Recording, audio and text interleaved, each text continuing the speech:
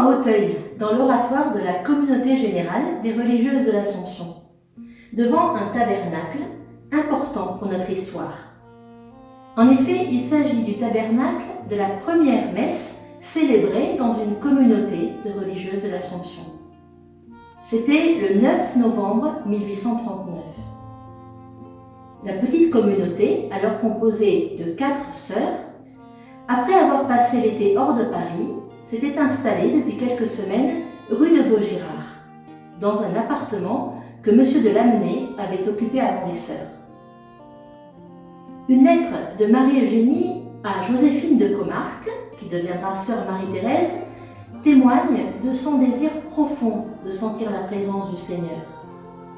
Elle écrit « À notre retour de Paris, si nous sommes assez heureuses pour trouver une maison convenable, nous pourrons obtenir une chapelle chez nous. On nous l'a promis. Et Dieu ne le refusera pas à nos prières. Pourtant, si ce bonheur était encore différé, notre Seigneur nous en dédommagerait, en se rendant au moins maître de notre cœur et de notre désir. » Espérance et sagesse. Le Seigneur voulut bien se faire présent.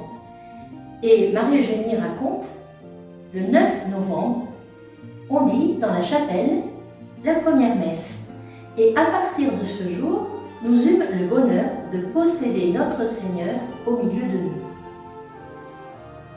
Le récit des origines montre combien ce jour fut rempli d'émotions. Beaucoup plus tard, en 1888, Marie-Eugénie, dans un chapitre daté du 18 novembre, fait mémoire de ce jour. Elle raconte « Mère Thérèse Emmanuel et moi avions préparé le premier tabernacle, le premier autel, cette première chapelle. Pauvre et misérable chapelle, il est vrai, mais qui nous paraissait très belle alors, parce que nous l'avions ornée de notre mieux et avec tout notre amour. Pauvreté et amour. » Dans ce même chapitre, Marie-Eugénie évoque Zachée et son vif désir de voir, de connaître Jésus, sa joie de l'accueillir chez lui. Elle invite les sœurs à éprouver beaucoup de joie à la pensée que notre Seigneur daigne venir demeurer dans nos maisons.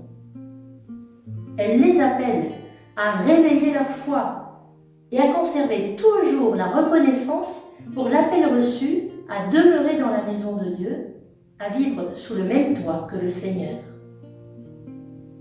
Foi et joie.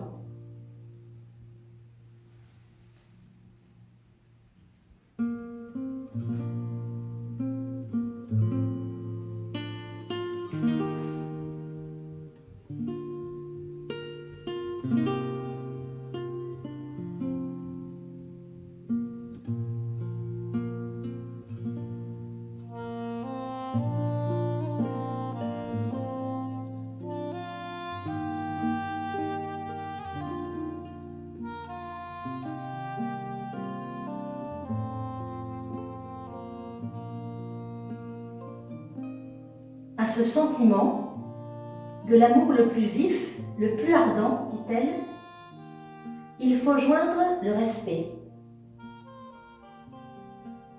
Cette première Eucharistie à l'Assomption nous rappelle aussi que notre vie, comme le dit sainte Marie-Eugénie, peut être une messe continuelle, un don heureux et vivant pour le Seigneur. Tout en nous peut adorer celui qui se rend présent à chaque instant.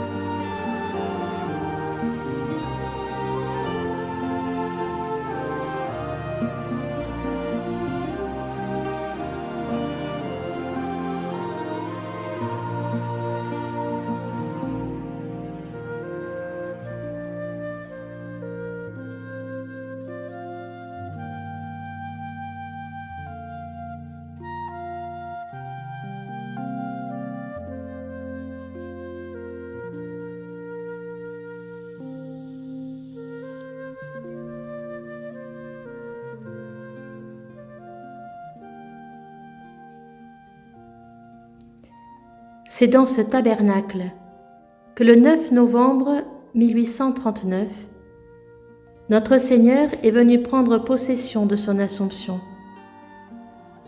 Il n'a pas dédaigné cette pauvre demeure, ne regardant que l'amour avec lequel nos mères la lui offraient.